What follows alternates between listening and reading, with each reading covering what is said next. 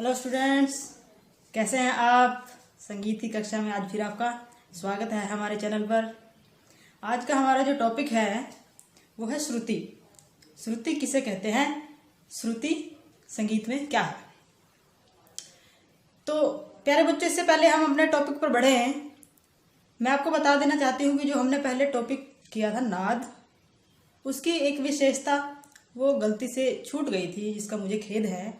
वो विशेषता क्या थी कि नाद का जाति अथवा गुण। नाद का जाति अथवा गुण क्या होता है? जब कोई नाद कहीं बजता है, कोई ध्वनि कहीं उत्पन्न होती है, तो हम उसको पहचान सकते हैं। वह किस आधार पर पहचान सकते हैं कि यह किसी मानव की है या किसी पशु पक्षी की है, किसी स्त्री की है, किसी पुरुष की है, किसी वाद्य यंत्र की है, हारमोनियम की है, गिटार की है, सितार की है। तो इस पहचान सकने के गुण को नाद का जाति अथवा गुण कहते हैं। तो मुझे लगता है ये समझ में आ गया होगा, छूट गया था। तो अब बढ़ते हैं अपने अगले टॉपिक की तरफ, जिसका नाम है श्रुति।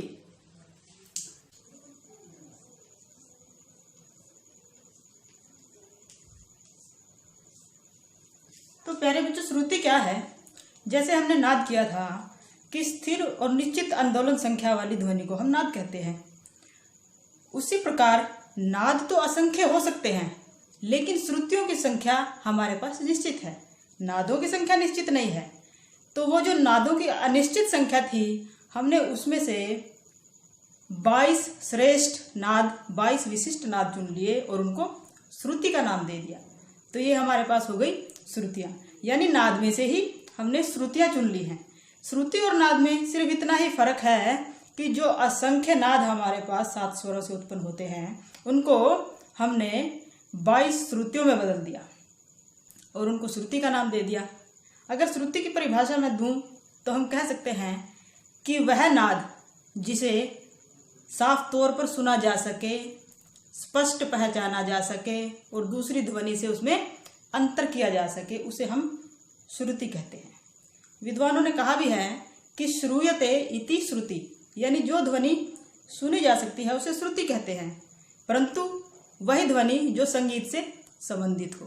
तो बच्चों, हमारे पास ये श्रुतियां हैं 22 और इन्हीं 22 श्रुतियों के आधार पर हम 7 स्वरों की स्थापना करते हैं। आगे हम देखेंगे कि 22 श्रुतियों पर 7 स्वरों की स्थापना कैसे की जाती है। हालांकि +1 क्लास में जो ये टॉपिक है उसमें केवल और केवल श्रुति की परिभाषा हमें करनी है, लेकिन हम चाहते हैं कि आप 22 श्रुतियों पर 7 स्वरों की स्थापना को करना सीखें और उसके बारे में जानें, ताकि आप आने वाले जो आगे प्रश्न हैं उनको आप आसानी से सीख सको, समझ सको। तो 22 श्रुतियों पर 7 स्वरों की स्थापना कैसे की जाती है, आइए देखते हैं।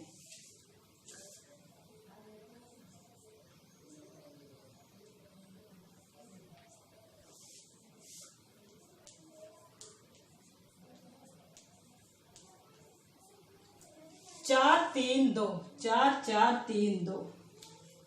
यहां पर हम सा के लिए 4 श्रुतियां मानते हैं, रे के लिए 3 श्रुतियां मानते हैं, गा के लिए 2 श्रुतियां मानते हैं, मा के लिए 4 श्रुतियां मानते हैं, पा के लिए जो है 4 श्रुतियां मानते हैं और धा के लिए 3 और नी के लिए 2। इसी प्रकार 22 श्रुतियों को हमने 7 स्वरों में विभाजित कर दिया है। हम इस प्रकार से एक लंबी रेखा खींच करके, या इसको हम वीणा का तार मानते हुए इस पर इस तरह से श्रुतियां बना करके प्रत्येक स्वर को ऐसे श्रुतियां बांट सकते हैं, जैसे कि सा। लेकिन मेरे पास जो है बोर्ड वो इतना बड़ा नहीं है कि मैं आपको इस तरीके से समझा पाऊं, इसलिए हम इसको 22 तक गिनती लिख करके और अच्छे तरीके से आपको समझाना चाहते हैं। देखिए 22 तक गिनती लिख के हम कैसे कर पाते हैं। तो बच्चों, आप देख सकते हैं कि मैंने यहाँ पर 1 से लेकर 22 तक गिनती लिख दी है। इसी को मैंने श्रुतियां मान लिया है फिलहाल। हालांकि संगीत में इन सब श्रुतियों का अपना नाम है। संगीत में सभी श्रुतियों को विद्वानों ने अलग अलग नाम दिए हैं, जो कि मैंने यहाँ तो नहीं लिखे, लेकिन वो नाम आप डिस्क्रिप्शन बॉक्स से नोट कर सकते हैं। नंबर 1, नंबर 2 सभी श्रुतियों के नाम मैंने वहां पर दे दिए हैं। तो ये सभी श्रुतियों की जो स्वर स्थापना है वो इस प्रकार की गई है कि पहली 4 श्रुतियां सा को, अगली 3 श्रुतियां रे को, फिर अगली 2 श्रुतियां गा को, फिर अगली 4 श्रुतियां मा को, फिर अगली 4 श्रुतियां पा को, फिर अगली 3 श्रुतियां धा को, और अगली 3 श्रुतियां फिर नी को दी गई हैं। यहाँ पर कुछ विद्वानों ने अंतिम श्रुति पर स्वर को न स्थापित करते हुए पहली श्रुति पर भी स्थापित किया है। सभी विद्वानों के इस विषय में अलग अलग मत रहे हैं।